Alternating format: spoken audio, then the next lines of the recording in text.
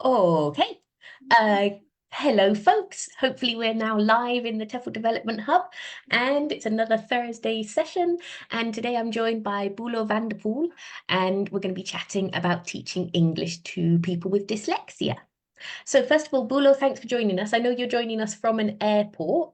I Um, am. so, yes, definitely thank you for taking the time to chat to us. So, how did your interest in dyslexia first come about? Well, as you know, I've been involved in the ELT business or in the language learning and teaching business for almost 30 years now. And about 7 years ago, I think I started realizing that students needed more than I'm going to say just ELT instruction. I don't want to speak badly about what we do, but I noticed students needed more, and there had to be more to it. So I did a degree in coaching and emotional intelligence, which is extremely applicable to our students, especially teens and adults. And bit by bit, I learned more. I started working more. I participated in international projects from Erasmus. And there I got in touch for the first time with a project that I was invited to about dyslexia in education in general. I took a great interest in dyslexia. Really a complete new world opened in front of my eyes. Um, I very soon realized that I'm dyslexic myself as well, mildly dyslexic, and that really answered a lot of questions for me, like that I've been working with and thinking about my whole life. Um, and I saw the utter frustration speaking to mothers of dyslexic children, speaking to dyslexic adults and teenagers. I saw the utter frustration they have with education in general, and most of all, learning English. So for them, learning in general is difficult. But when you say, "How about English?" they're going, "Oh." It's like, oh my God, should I have mentioned this? And then I went like, yeah, but these people are smart, these people are capable, these people are hardworking. So there should be a way for them to be able to learn. So I started reading, I started looking on the internet, I started searching. I couldn't find much slash hardly anything. So I said, well, you know what? Let's do it myself. And I started speaking to all the experts that I knew already, reading a lot of stuff, trying a lot of stuff. I had a group of teachers with me at that moment, and we just started to investigate, innovate, develop, trial and error with students, and then gathering more and more students. Everything online, actually. Some of them face to face, but most of it online. And in the meantime, we helped, I think, over 150 dyslexic Spanish speakers in Spain and Latin America with actually extremely good results, a lot better than I thought. Mhm. And that led me to getting invited to talk at conferences and people wanting to know more, and people like you. So thank you for having me as well on webinars and on talks and interviews. And people asking me like, hey, so how do you do this? How can I learn this too? Because that there 10 to 15% of every school students on average are dyslexic. And the problem is that the majority of the students don't know. We definitely don't know. And even the students that do know are very, usually they're very much reluctant to tell us they are, you know? So I really think it's important for us to become aware of dyslexia and be able to recognize it in our students. So that's why when I started a couple of months ago, I started a completely new venture, which is Teacher Studio, or actually my website, boelevanderpoel.com, which is all about creating awareness worldwide among language teachers about dyslexia and how to work with dyslexic language students. Mhm. Mhm. Awesome. So going back to what you were saying about how often students might not know they're dyslexic, have you had cases where, because obviously dyslexia affects people in every language, it's not that they're Yeah. dyslexic in English but not in their first language. Have you had cases where you've noticed that perhaps students are dyslexic because of their language learning and that's led to a diagnosis in their first language? Um, Not really, because usually the students then come to us already know they're dyslexic, so they call us Mhm. and say, "Listen, I know that you do." courses for dyslexic students. So I would like to join your courses. But what does happen is that practically in every teacher training I do,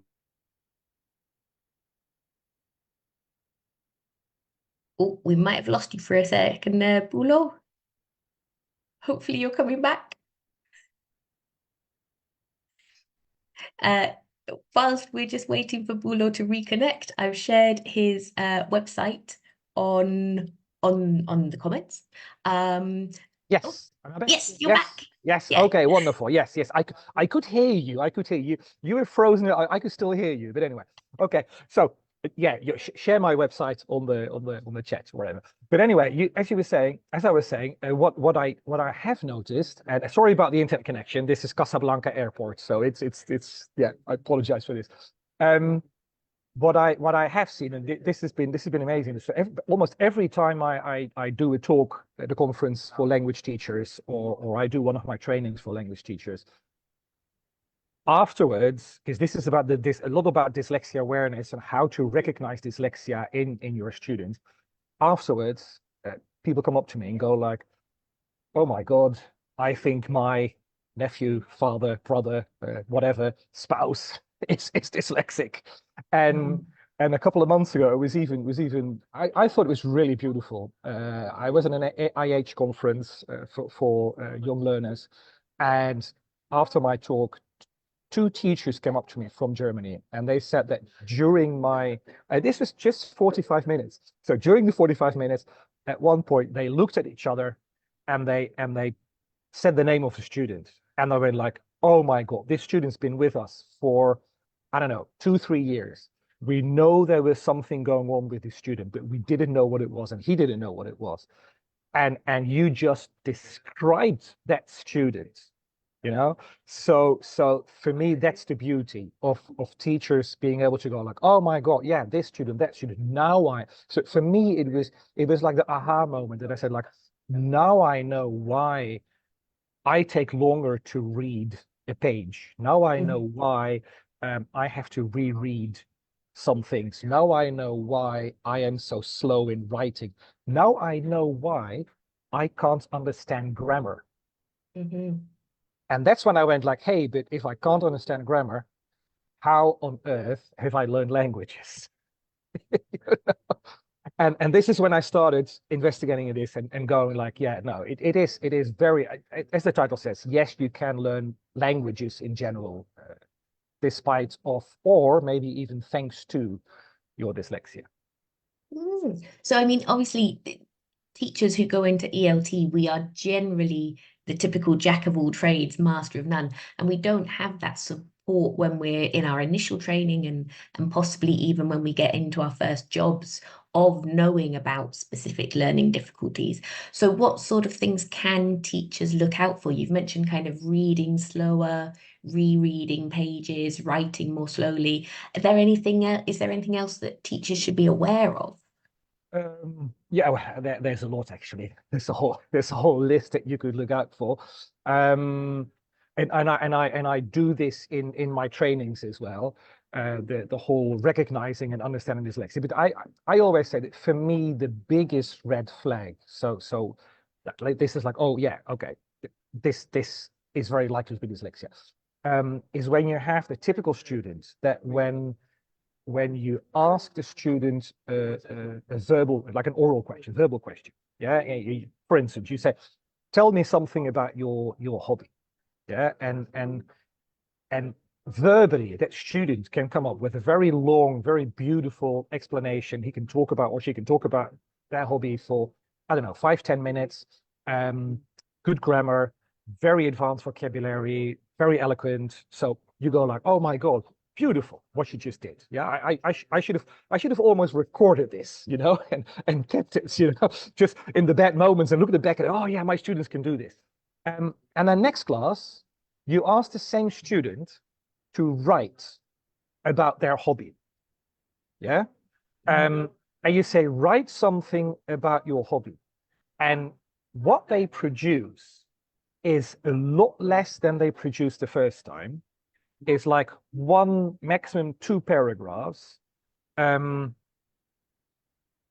such so-so grammar, not very rich vocabulary.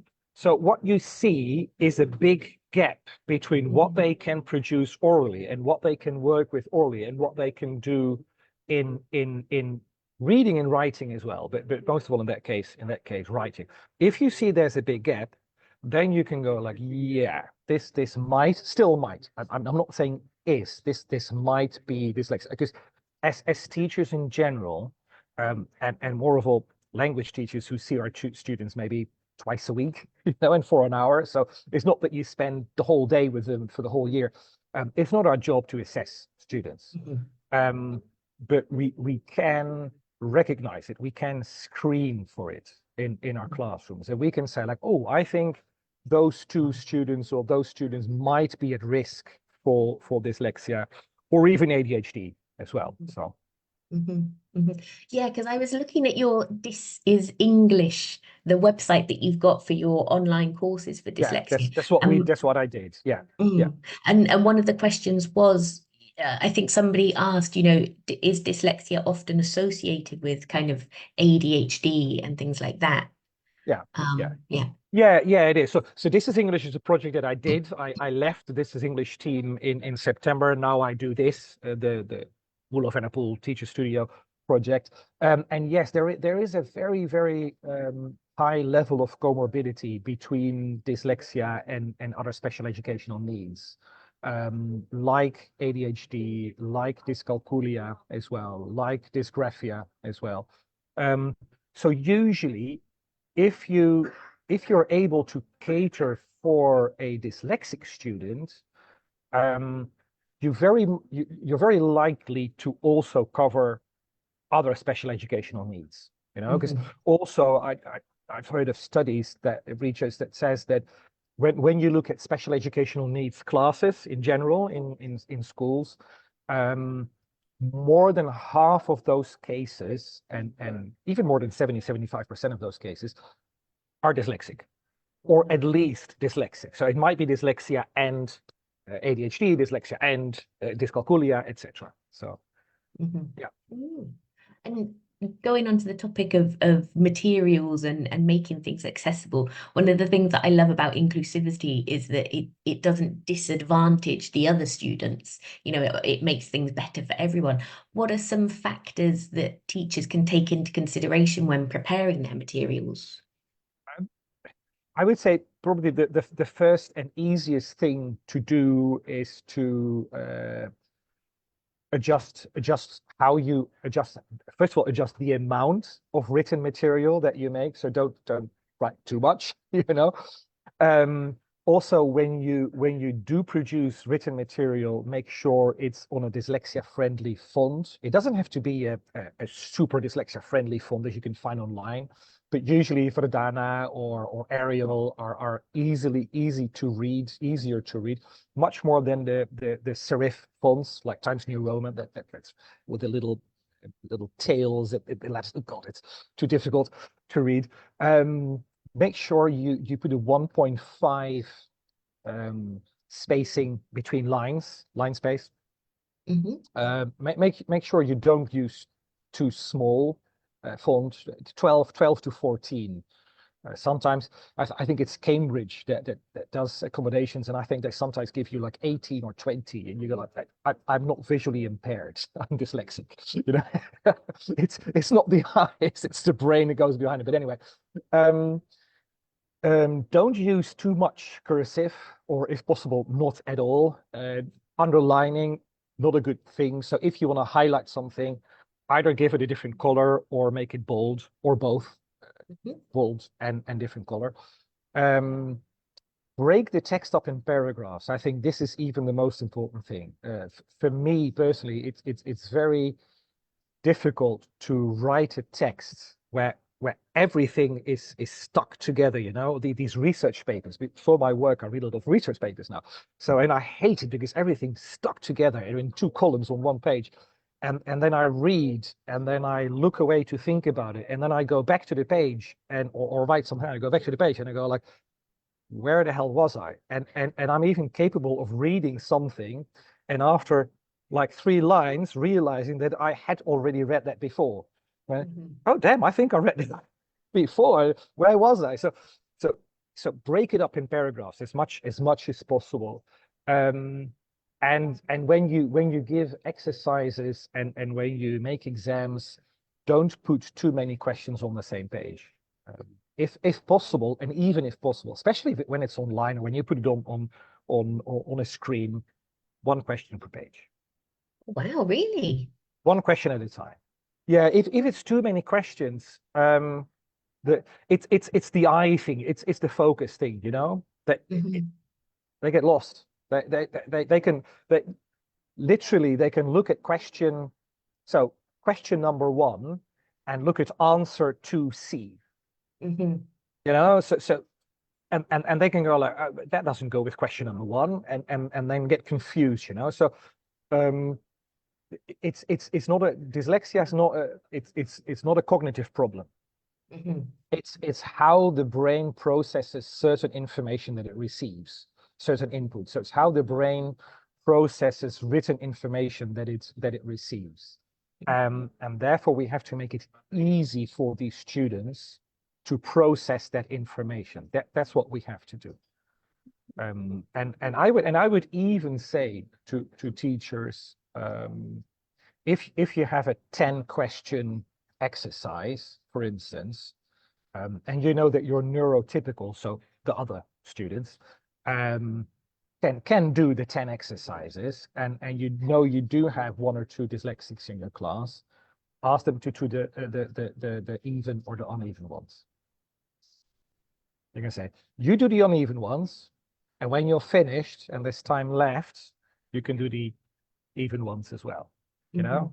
So don't put too much work and too much stress on them. And I would even say in exams. And while I say this, I can almost hear teachers and parents from the other students going like, oh, that's unfair. My son has to answer 10 questions and that girl only 7 or 6 or whatever. And then I say, well, actually, maybe it's unfair for the other students because your son gets um, evaluated over 10 questions. So one wrong answer is 10% less, you know, whereas the other child maybe gets it over 6, for which one wrong answer is like Mm-hmm. 16.666%. So the chances of getting a lower score are actually higher if you get less questions than when you get more. But it's a way of working with those students. Mm-hmm. And obviously, you mentioned exam boards. Do all exam boards provide alternatives or extra resources in terms of the exams for students with dyslexia? Yeah, well, this is a hot issue, hot topic. No, I mean, okay. How can I put this diplomatically? When you ask, when you kindly ask the exam boards, the answers are all, oh yes, of course we do. And then when you ask, so what do you do? Yeah, then it's usually, yeah, we give extra time. And the Mm-hmm. majority will say, yeah, we give extra time. Um, I've been in. I haven't. I must be honest. I haven't spoken to Trinity yet because we didn't have many students doing Trinity. But I think Trinity GC as such is a more dyslexia-friendly exam. The way it's structured. Um, I have spoken to Pearson. I have spoken to Cambridge. Um, many times to Cambridge. And I've always, so this is almost a cry out to Cambridge again. Every time I can, I do this. I've always said to them, I said, listen, could you please just tell me how far you can go with the dyslexic students? So that means that I know how far I have to prepare them. So where do we meet? So what's the middle way? Where should I take my student to prepare? Because they usually say, well, we give them extra time. We might put them in a different room, which is very important as well. Extra time is good, but then it's, I don't know, 25%. And I go, yeah, 25% over 2 minutes. What's that? That's like 20, 30 seconds. So it's not that much. 30 seconds doesn't really make a huge difference to the student. And then I always also say, but where do you give that time? Because Mm-hmm. you will see with Cambridge exams and other exams probably as well, many of these students fail on the listening exam. So apart from the writing exam, but they failed on the listening exam. And then you go, why? It's a listening skill. Yeah, but there's reading involved. You have to read the question, you have to read the answers. And if you don't have enough time to read the question and the answers, and while you when you finish reading the question and you're at answer B, halfway answer B, and then the audio starts, you start freaking out. And once you start freaking out, there's no way back because there's Yeah. no like stop, I have to read this. So that's what I'm trying to find out, basically, still. Yeah, it's not a very positive answer, I must say, but it's the way it is. So I would say to dyslexic students, I would say look for the exam that works best for you. And I must say, and I'm really sorry for all my friends at Cambridge, it's not the most dyslexia friendly exam out there. Mhm. Yeah. Mhm. Fair enough. No, I mean, I think it's good. We're talking about changes happening in Yeah. assessment because of AI and other factors. So taking all these specific learning difficulties, differences into factoring them into the equation as well should definitely be Yeah. a thing that I we're mean, doing. still, it's 10 to 15% of the population. I always say we're not talking about a 0.5% of population, which still is a lot of people. So I'm not saying, oh, if it's 0.5, forget about it. No, everything's important, obviously, but we're talking about big bunch of people. When I was at the conference here in Morocco, because I attended a conference for language teachers from a very big language school organization, I said to these people, I said, I think you've got like 60 to 70,000 students at any given time in any of your schools. So you have around between 7 and 11,000 dyslexics walking around. That is a big amount that's a huge amount of people. So even in our schools, I mean, if you work in a medium-sized schools and I don't know, 400 students, 500 students in your language school, if it's a private language school, you do the math. This is 40 to 60 students. It's like 6 full classrooms Mhm. you could fill only with dyslexic students. And the thing is, it might be less. So and this is a business opportunity because it might be less because they might not sign up. Mhm. Because many dyslexics will probably go like, yeah, well, I'm not doing that again because I've been there before. I've been to a language school. I have been in general English classes at a private academy, and it doesn't work for me Mhm. because they couldn't help me either. So now I have to recur to private teachers and many students, unfortunately, many students just forget about it. Yeah. And because they have teachers that will waiver their English and they'll just go, it's okay, you got a 5.5 at the end of the year, whatever you do, you know. If you can say yes, if you can put your name down on a piece of paper and answer the first question, which is what class are we in or what day is it today, then you get a 5.5. And and to me that is so tremendously painful because you deprive so many people of something so. Mhm. Oh, we've lost your audio there. No, I can't. Ooh, no. Afraid we can't. We've lost you, Bulo. I can see you. I can see you perfectly. It's a shame we're Can you not hear me doing this. now? Oh, yes, perfect now. Yes. Okay. Then it must have been this. Okay, there might be some surrounding sounds here from the people around me, but that's just the way it is. But what I was saying is that it's so important for these students to learn English, and then if they just get you just go ahead, you go to the next course, you don't need English, that is extremely painful for me. Yep, yep. Yeah, and I think what you were saying as well, probably about exams, there's probably a lot of people who haven't taken official exams because, they're worried about not passing and because Yeah. the exam doesn't suit their needs. Yes. Mhm, I've literally heard from a mother, I think it was in Madrid, who signed her daughter up for an official exam, and the people at the door of the exam, like invigilators, the registrars, whatever, they said, why is she even here? Dyslexic students never pass. You know, it's so disheartening when she told me. And the thing is, I then spoke to the girl. It was like a 15-year-old, extremely bright girl from Madrid. And I spoke to her one day because I was on the Zoom call like this with her mum and doing a little bit of coaching, helping her out and stuff. And I said, could I speak to your daughter? And she said, yeah, why not? So I spoke to the girl and she sat down and she said, hello, instead of hola. She said, hello. And I said, okay, shall we do this in English or in Spanish? And she said, oh, in English is fine. So I went, oh my God. I mean, that's, whoa. It doesn't happen that much with 15-year-olds if you let them choose, you know? And we talked about her dyslexia, about language learning, and she literally just chatted away for 10 minutes. And after 10 minutes, I said to her, hang on, I said, what exam are you preparing for? Because I think your mum said you were preparing for the PET exam for the B1. And she said, yes, I am. I said, no, you're not. And she said, yes, I am. I said, but you're at high B2 level. I say your speaking level is probably better than any B2 student in my own teen and adult classes. I said, how's this possible? And she started crying because she had never been told by someone in the educational world that her English was actually extremely good instead of extremely bad. Yeah. You know? So that is what many of these students face with. Yep. Yeah. And I mean, that goes to what teachers can do for their learners as well, just that boosting confidence and things. It's fantastic.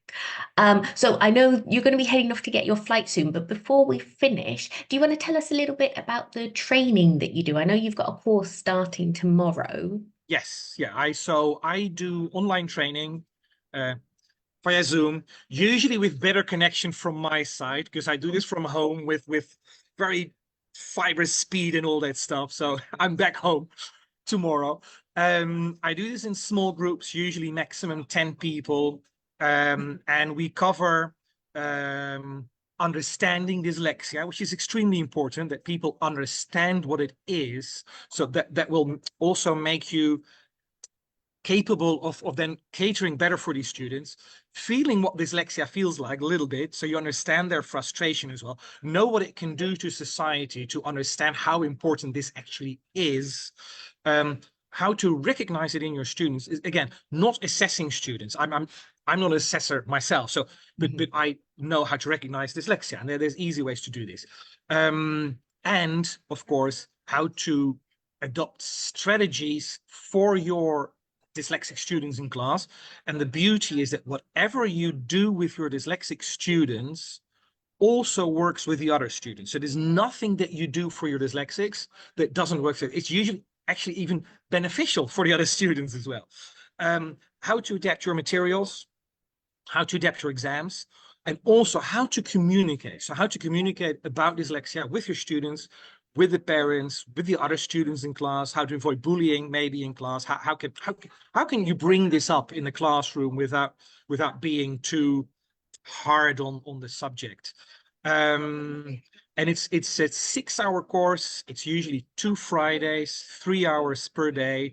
It's very I like talking, but I do give other people time and space to talk as well. So it really is. I want it to be interactive at least. And to be honest, for tomorrow, I still have a couple of places left on the course. So if there's anyone listening to us right now and who would like to join the course, 2 of them for free, I'm giving this away now to your live audience for free. The only thing they have to do is to send me an email to can I write it down here in the Yep, if you write it in the chat.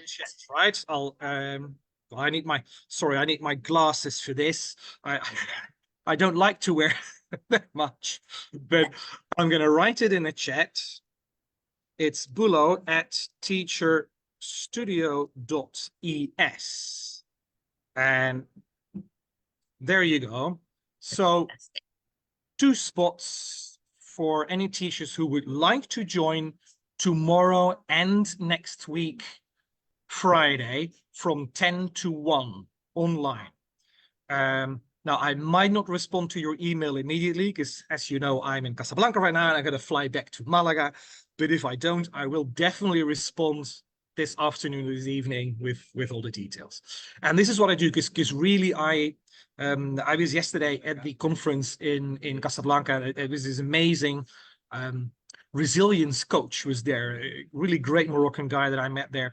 And he talked about resilience, how to build resilience. And I spoke to him because resilience is extremely important for everyone, but especially for me, especially for dyslexic students who face so many difficulties in their lives.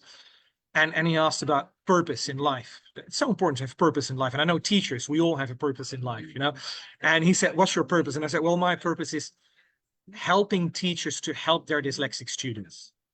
And this is what I want to do worldwide with whoever I can. So whoever is interested, send me an email. Go on my website as well, boelevanderpoel.com. Download the free guide.